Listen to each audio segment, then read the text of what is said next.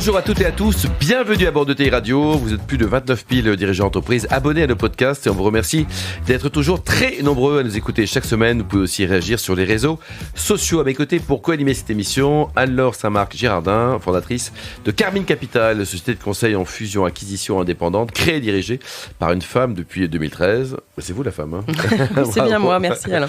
Et également Charles René-Dufaux, le président du groupe NR. Charles est également président du club des ETI Île-de-France. Bonjour Charles. Bonjour. On a le plaisir aujourd'hui d'accueillir Youssef Ernest, qui est directeur général de Proserve Tasserie. Bonjour Youssef. Bonjour. Alors vous êtes né en 87 en Tunisie, vous êtes docteur en pharmacie, doublé de HEC Paris, mais très tôt vous êtes dit, je ne veux pas du tout devenir pharmacien, quoi. Ouais, depuis la première année pharmacie en fait. Depuis la première année, donc vous avez poussé jusqu'au doctorat avant d'avoir d'oser dire à vos parents. On disait, tu verras, l'année prochaine ça sera mieux. Ouais, et pourquoi pas? Parce que c'est un beau métier, pharmacien, c'est un peu comme épicier, non? C'est un super métier. Ouais. Il est redondant. Et redondant, quoi. Alors racontez-nous, vous avez passé également quelques temps aussi chez EY, hein, c'était comme auditeur, ça. C'est passionnant ça, non? C'était l'expérience militaire. Ouais, c'est-à-dire? C'est une organisation militaire. C'est une organisation militaire pyramidale. Évaluation à la fin de chaque mission. Très formatrice. Et pyramidale parce qu'en fait, globalement, les associés, c'est à peu près 1 sur 100 de ceux qui rentrent. Donc, c'est vraiment le régime militaire, quoi. Ouais. Donc, belle expérience, très formatrice, mais j'ai quitté rapidement. Ensuite, donc, vous avez été consultant dans le secteur de la santé, ouais, qui vous a permis de découvrir l'univers merveilleux des mutualistes. Hein. Ce sont des gens bien, les mutualistes. Hein. C'est un autre monde. Ouais. Ouais. Mais c'est quand même spécial, quand même, non? C'est particulier, c'est une organisation particulière. Ouais. Ouais. Vous avez fait quoi, un mélange entre un peu politique et un peu économique. Voilà. C'est un mix assez particulier. Youssef, vous avez également été un concurrent sévère de Carmine Capital parce que vous avez bossé dans les fusions-acquisitions, c'est ça? À ce point, oui. Racontez-nous, parce que, en plus, vous avez fait un truc super, vous avez racheté la boîte dans laquelle vous bossez. C'est totalement ça. J'ai créé mon job. Racontez-nous, c'est le J'ai fait 4 ans d'M&A pour la Mutuelle Nationale des Hospitaliers, à une époque où elle avait lancé une phase de diversification de ses activités. Elle voulait diluer le chiffre d'affaires assurance en intégrant des activités de service, toujours dans le monde de la santé, hein, pour mieux servir l'hôpital et les professionnels de santé. Et j'ai eu cette chance d'accompagner ce projet-là. Presque 200 entreprises analysées en 4 ans, une vingtaine d'acquisitions. Donc, quand même. Ouais, ça crée de la frustration. Hein. Ouais. Mais bon, c'est le métier du M&A. Oui, c'est vrai qu'Anne-Laure connaît bien. Alors, vous dirigez depuis 2020, c'est ça, pour Proserve Tasserie? Tout à fait. Elle est arrivée dans ce lot-là des acquisitions. Sur les 20 boîtes achetées, quoi. Tout à fait. Deux lots, on va dire. Toutes les activités du groupe Suez dans déchets médicaux qu'ils ont vendu à la MNH en 2017. Et puis, Suez, à l'époque, détenait une marque qui s'appelait Medicita et qui était le leader du marché. Et on a acquis aussi le 3e acteur du marché, qui était une PME familiale en France. Et donc, on s'est retrouvé avec le 1er et le 3e acteur. Et il fallait en créer une société. Et d'où la création, quoi. Voilà, et aujourd'hui, c'est une belle ETI, ça fait un peu moins de 70 millions d'euros de chiffre d'affaires, c'est ça? Tout à fait. On a atteint des niveaux beaucoup plus importants, plus de 80 millions pendant le Covid. Ça cartonnait, là. Santé Covid, il y en a qui ont gagné un petit peu. On a honte de le dire, mais oui, il y a des sociétés qui ont bien bossé pendant le Covid. Et qui sont vos clients finaux, Youssef? Établissement de santé public, privé, donc grand réseau de cliniques. On a la biologie, j'ai les gros de la biologie, Innovi, Serballiance, Biogroup, voilà, un certain nombre de mastodontes. Donc ça, c'est la partie, on va dire, B2B. On a une autre partie qui sont les professionnels de santé. On en a pas loin de 18 000 professionnels de santé.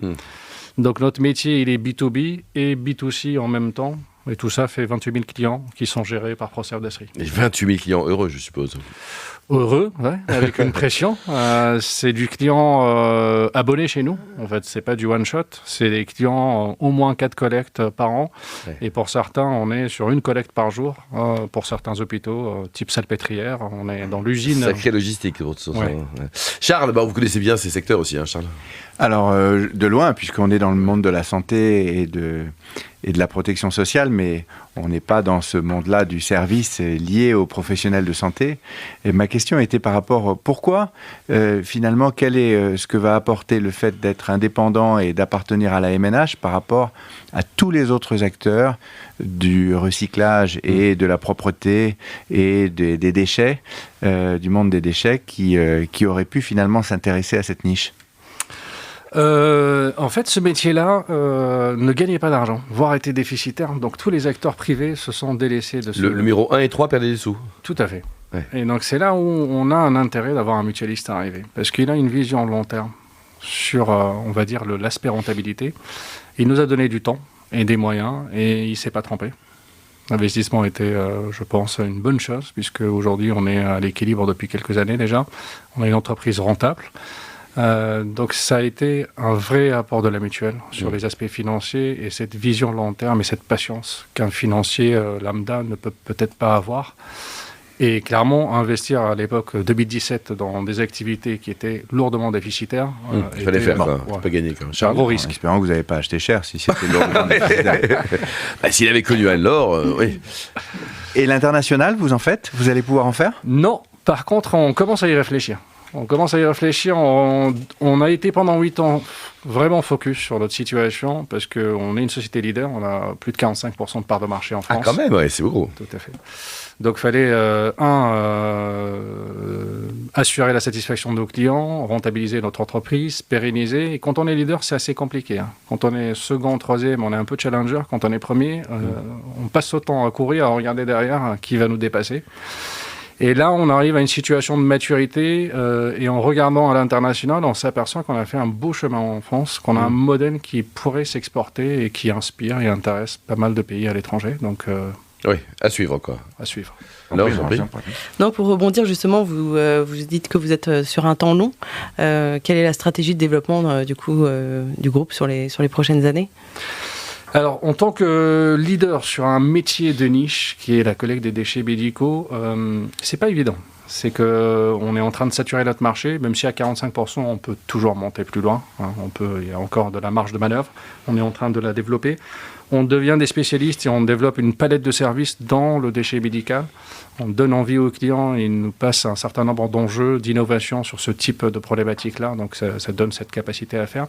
Et puis on s'intéresse à d'autres déchets. Voilà. Je ne veux pas faire peur à nos concurrents, les mastodontes du déchet. Ah oui, donc il y a un double développement. Ouais. Et pour l'international, vous comptez quoi? Racheter des boîtes ou créer Xino? Clairement, la création de boîtes. À création, par achat. On est issu de la création, de l'acquisition du M&A. Ouais. Donc, on a cette spécialité, on va dire, cette compétence. Donc, ça passera sûrement par de l'acquisition. Acquisition, d'accord. Charles? Mais vous, ce qui vous a fait passer d'organiser le rachat de cette société à devenir le manager de cette société opérationnelle, c'est l'envie d'être entrepreneur ou le côté également de vos études médicales, d'une certaine manière, en tout cas dans ce monde-là, on fait la différence dans ce métier spécifique? Très bonne question. Très très bon, Charles. Non, aussi d'ailleurs. C'est un mélange de tout. C'est un concours d'opportunités qui m'a amené vers ça. Dans les vingtaines de sociétés que j'avais rachetées pour le compte de la MNH, clairement, c'était l'activité qui m'intéressait le plus parce qu'il y avait un gros challenge, fusion de différents mondes, la PME plus le grand groupe. Il y avait un enjeu aussi de déficit de cette activité-là qui m'intéressait vraiment. Je suis un homme de challenge. Et puis clairement, l'actionnaire, il m'a confié une fois, c'est le pire dossier qu'on ait racheté. Et donc, comme j'aime le challenge, j'ai dit, tu sais quoi, je vais m'en occuper. Et je vais le redresser, quoi. Ouais. Alors, sur la partie intégration, comment ça s'est passé? Puisque votre société est issue de plusieurs rapprochements, donc il y a quand même un ADN à réussir à mettre en place. Gros chantier. Dans les activités Suez qu'on a racheté 8 fonds de commerce, chacun venant d'une région Suez, avec 8 cultures d'entreprises différentes, 8 outils différents. 8 baronnies. À peu près. Et dans la PME qu'on a acheté, c'est un groupe qui s'est développé en une vingtaine d'années par acquisition de sociétés régionales. Il avait constitué 22 sociétés qu'il n'a jamais intégrées.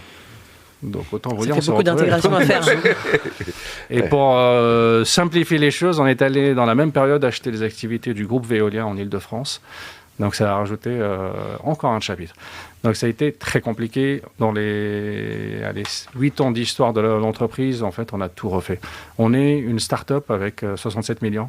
J'aime bien me présenter comme ça. Voilà. Donc on a tout refait. Les outils, l'organisation, les organigrammes, tout. Alors ? Le matériel, tout. Merci. Qu'est-ce qu'on peut dire, Youssef? L'avenir, c'est quoi? D'abord, quel regard vous portez sur les ETI à la française? Vous êtes une ETI, vous serez présent d'ailleurs au salon des ETI, le ETI Summit, le 2 avril. On est dynamique, on chasse assez en mode versus ce qu'on peut trouver en Italie, en Allemagne. Quel est votre avis? Je trouve qu'on est peu représenté, on parle peu de nous.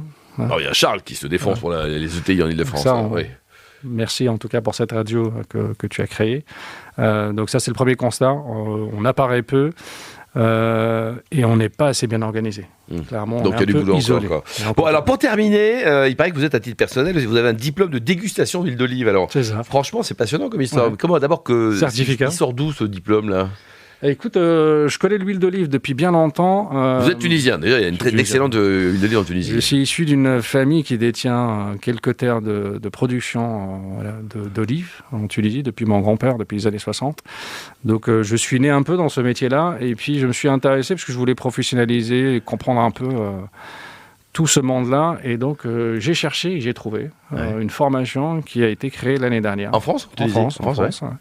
Donc c'est un certificat par une dame qui vient de la Catalogne, de ta Ah bah, région. ouais, forcément, je dis bien, c'est celle de Une Charles. Française qui est aussi. installée là-bas, qui produit et qui donne des cours. Donc c'est ça. C'est-à-dire qu'à l'aveugle, entre une huile d'olive tunisienne, Tout à fait. espagnole et française, vous pouvez la trouver. C'est savoir si c'est une huile d'olive extra vierge ou pas. Ah oui. C'est ça la première chose. Ah ouais, très Et puis technique, après, Youssef, hein, ouais. on a différentes choses dans l'huile d'olive, donc c'est assez impressionnant. Et ce qui est impressionnant, c'est que dans le groupe des 8 qui a été formé, 6 venaient du monde du vin. D'accord, donc le parallèle quand même est important, quoi. Dont notamment un vient d'une très grande marque de Bordeaux, que je ne citerai pas. Ouais. Donc c'est assez étonnant, les gens du vin se diversifient de plus en plus dans l'huile d'olive. Merci beaucoup Youssef, merci également à vous Anne-Laure et Charles, fin de ce numéro de TI Radio. Merci. Retrouvez tout le podcast sur le site et suivez-nous sur le compte LinkedIn. On se retrouve mercredi prochain à 14h pour une nouvelle émission. L'invité de la semaine de ETI Radio, une production B2B Radio en partenariat avec Carmine Capital, le groupe Ener et Arkea Banque, entreprise et institutionnelle.